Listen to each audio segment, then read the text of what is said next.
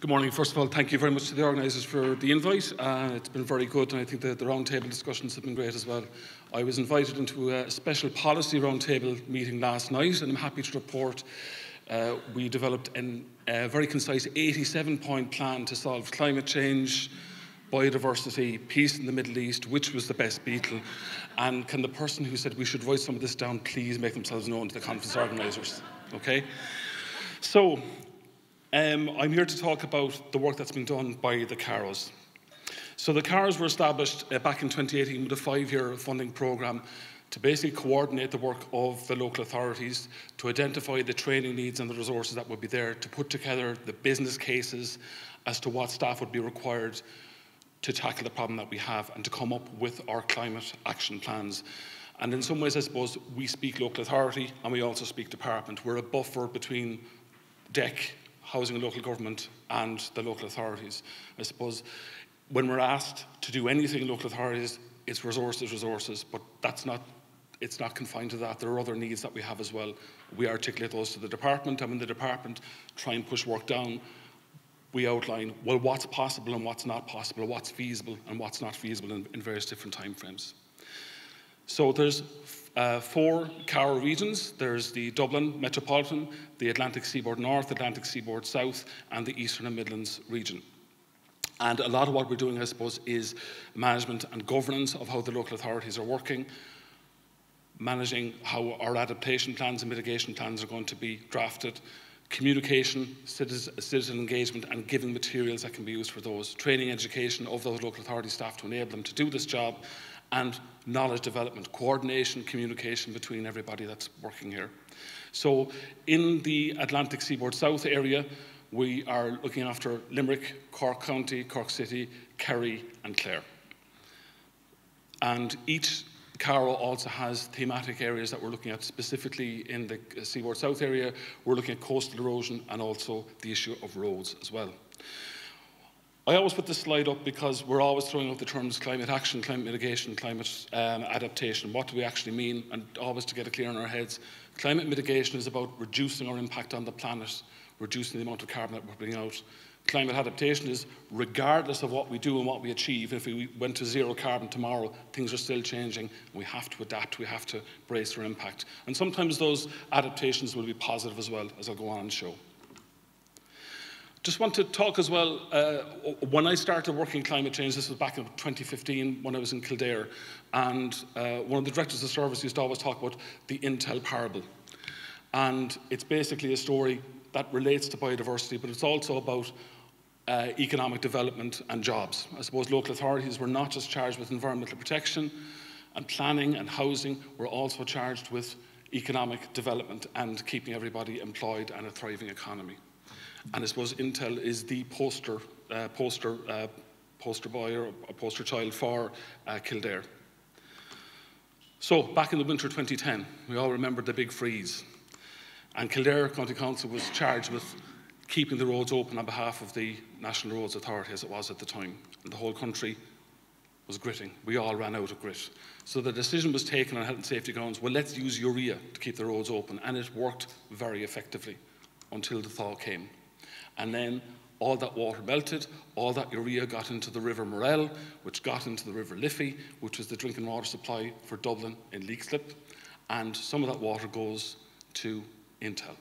Now, the urea that was in the water, absolutely no health impacts whatsoever, very, very low level, but the reverse osmosis plant that they have in Intel to generate ultra-pure water was shut down, and half the Intel plant, a multi-billion euro facility with 5,000 employees, was shut down for about 2 weeks.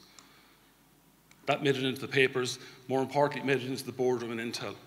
Where are they going to put their next big investment? Do they really want to put it in Kildare? Do they want to put it in Ireland? Do we actually have a sustainable, good supply of water? So the links between our economic security, our jobs, and our biodiversity, it's all related. I suppose it's important to everybody, or a lot of the people in this room here today, were paid by the Exchequer. Where does the Exchequer get it? From the likes of Intel. So we have to protect biodiversity, we have to protect our water, protect ourselves. So if you haven't been to the Climate Ireland website, I would urge you to do it. And I'm going to just bring you through some of the changes that we're probably going to see in the Limerick area. So there's Limerick in the middle, and I'm using the middle of the road climate projections. So in the period 2041 to 2060, we're going to see 5 heat waves each summer, and that's 3 days of more than the 95th percentile average for that month. So 5 heat waves each summer.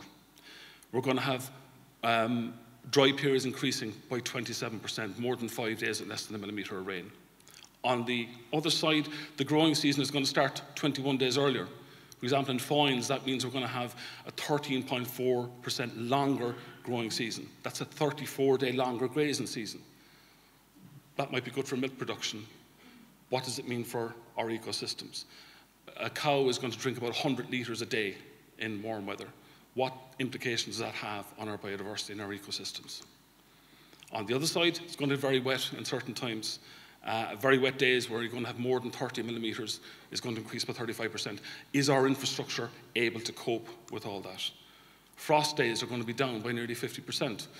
Anecdotally, I've been told that the canals in Dublin every summer, you've got turtles and snakes and all sorts of exotic creatures that have been released or escaped.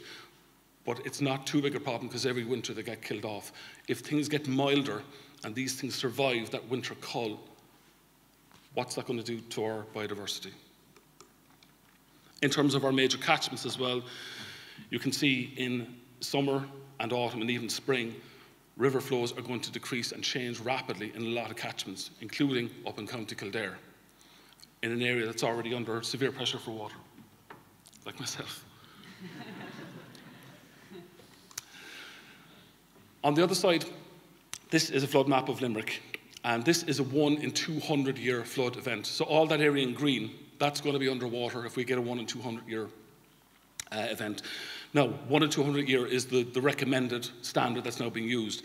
That's 1 in 200 years now. This doesn't take account for climate change at all. This is basically looking at our current weather patterns and projecting forward, if it was a 1 in 200 year event, this is what it would look like. But by 2050, that could be a 1 in 100 year event. By 2070, it could be a 1 in 50 year event, and so on and so on. I've circled where we are, just in the middle there, and we're absolutely fine. Unless you've got a car in the basement, and they could be all bobbing around. So underground car parks on floodplains is never a good idea. The same happened back in 2010 on the Carrigahan Strait, the hotel on the Carrigahan Strait. There were literally cars bobbing around underwater. If there was a major flood event in the Limerick area, and you needed relief and supplies and food and things like that to get into this area rapidly, you'd imagine the airport would be a good route to go. There's the airport. Shannon, completely underwater if you had a 1 in 200 year event. Okay, so there's lots of adaptation that we have to undertake to make sure that our infrastructure is going to be resilient to survive all this. The top 2 photographs there, they're both from Donegal. One is a road washed away in extreme weather. The other is the bitumen boiling and rising to the surface. And remember, it's not just roads. What's under the roads? You've got water pipes, you've got fibre optic cables, you've got other services as well. And when the road goes, those services can often get knocked out as well. So identifying which roads are priority, which ones we're going to look after. The National Roads Authority, or TII, is looking after the big roads, but the local and regional roads, they're under the remit of the local authority. How are we going to cope with this? So the CARO in Atlantic Seaboard South were coming up with guidance documents that are looking at the issues and the challenges that we're going to face. For example, the road standards they're using in Spain at the moment, maybe they're the ones that we should be designing to in terms of the resilience for temperature. How do we actually, in terms of climate mitigation, also reduce the carbon footprint of what we're doing? Remember bitumen, it comes in a ship, it's heated up to about 100 degrees Celsius, it goes on to a truck that's heated at 100 degrees Celsius, it goes to a depot where it's stored at that temperature, maybe for weeks. And how can we start to use cold mixes and things like that and emulsions that will do the same job but save a lot in terms of the carbon footprint of the actual construction of the road in the first place? One of the other areas that we're looking at is coastal erosion. So we have done surveys with local authorities, and anecdotally, even over the last 5 years, the number of properties, kilometres of road that are at risk have more than doubled. And again, that's a bit of guesswork. We have no national inventory of all the coastal infrastructure that is actually vulnerable. We know where our piers and our slipways and things like that are, but all the seawalls that protect roadways and other vital infrastructure, there's no actual national catalogue, and most local authorities don't know where they are either. On the ground, you've got local staff that probably have very good knowledge, but how do we capture all that and get it done? And in terms of skills development and training, we need to train engineers and scientists to recognise when they're looking at infrastructure or looking at a cliff, is something changing or not, and how do they assess what impact there may occur and where priority engineering works have to occur. And vitally as well, it's been talked about several times, we need to draft coastal management plans to make sure that we're managing our coastlines effectively. To that end, the Atlantic Seaboard South, we've just partnered up as well with Cork County Council and Motherway, and we've just successfully put in a bid to be one of the partners in a 4-year project, the Agora Horizon project, that's looking at coastal vulnerability and coming up with ecological solutions to protect vulnerable coastline, getting away from the hard engineering solutions that local authorities and most engineers would immediately reach for. So protecting sand dunes and things like that, and crucially working with local communities to make sure that we're protecting our coastlines. So that project is literally just kicking off at the moment. We've also produced guidance for local authorities on FAQs for woodland creation on public lands. So basically all the hurdles that local authorities could face in trying to implement this, the common problems, we've got together a list of FAQs that local authorities can work through to make sure that they're going to be successful in grant applications and things like that. So ultimately, each local authority has to draft a climate action plan, and that's all going to happen next year. They will have to be done by the end of next year. The Dublin local authorities are ahead because they've been working on this for some time, so it's interesting to have a look at what they're doing. And one of the key areas that they're looking at is nature-based solutions. So there's about 130 nature-based solutions that are being looked at in the Dublin local authorities, and most of them are either ongoing or some of them are complete, and very few of them have been postponed. So it's a very, very large number of things that they're doing. So looking at conserving carbon sinks and habitats like the Forest of Fingal project, managing wetlands and salt marshes, and making sure that they're retaining their carbon, restoring degraded ecosystems. Our colleagues in the Atlantic Seaboard North partnered with NUIG and had a public awareness campaign and events to get people out on sand dunes to explain, well, not on the sand dunes, but looking at the sand dunes to explain how vulnerable they are and how they need to be protected.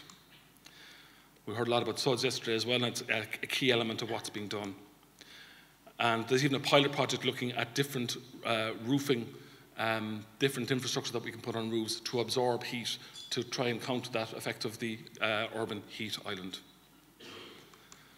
In terms of energy management, I suppose it's to the fore of all our minds at the moment, but local authorities collectively are huge consumers of energy, and we've had targets that we have to meet. The 2020 targets of reducing energy by 33% has been achieved. There's a 50% reduction target that has to be met by 2030, and we're on track for that. Energy performance officers, usually at director service level, so that's one step below the chief executive, have been assigned to all local authorities. There's a fleet efficiency management and electrification programme. There's new LED lighting, as you can see there, before and after from Kanturk in North Cork, what it looks like, and you'll see those orange lights are disappearing everywhere with much more energy efficient LEDs going in. And in some ways, that's the low-hanging fruit. We've achieved very good energy reduction by doing that. Getting the next 20% of that target is going to be increasingly difficult as it gets tougher. Retrofitting of local authority housing stock is ongoing, and again, it's a monumental task given what's out there. But in the Carrow ASBS region the last 5 years, it's been the equivalent of the savings that we've had of planting 2.2 million trees. The kilowatt hour saved is the equivalent of 9,000 homes. And crucially, in the southern area, all our local authorities have now achieved ISO 50001, which is the energy standard. So there's a very clear roadmap that each of the local authorities have to save the energy that they need.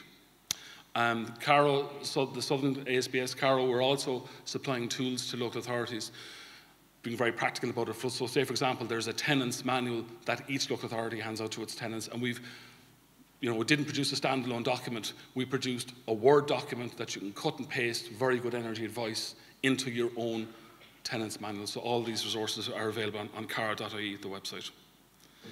Okay, so I'm just about to finish up, but I suppose it's very depressing news whenever you hear about climate change. It's too late. We can't do anything. And similarly with biodiversity, all that we've lost, and are we too late? suppose it's very easy for us to get our heads down, but it's important to stay inspired and to realise the difference that each of us can make. We can make a difference. I was delayed in getting this presentation in. I kept promising you, I have it done, when I hadn't. I was doing this on Saturday and was listening to some music, and this quote, or the song that I was listening to, this popped in, and it just kind of struck me. Matters what you do, matters what you say, it matters that you lead the way. Matters what you think, matters what you know. There is no other place to go. Doesn't matter how small you think your actions are, they will make a difference. And by leading by example in your local authority and in your communities, it will achieve change. Just to put it in context, one of my other loves is astronomy. That's the pale blue dot. That is the Earth from 6 billion kilometres away, taken by Voyager 1 on 14th of February 1990. It's all we've got. We've got to take care of it. And take care of yourselves as well. Recharge your batteries.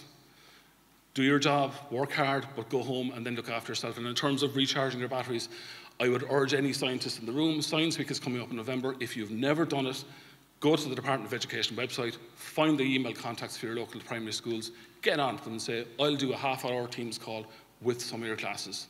Q&A about ecology or whatever you want. But this is going to be a marathon. We have to inspire the next generation because we're going to have to pass the baton on to them. Thank you very much.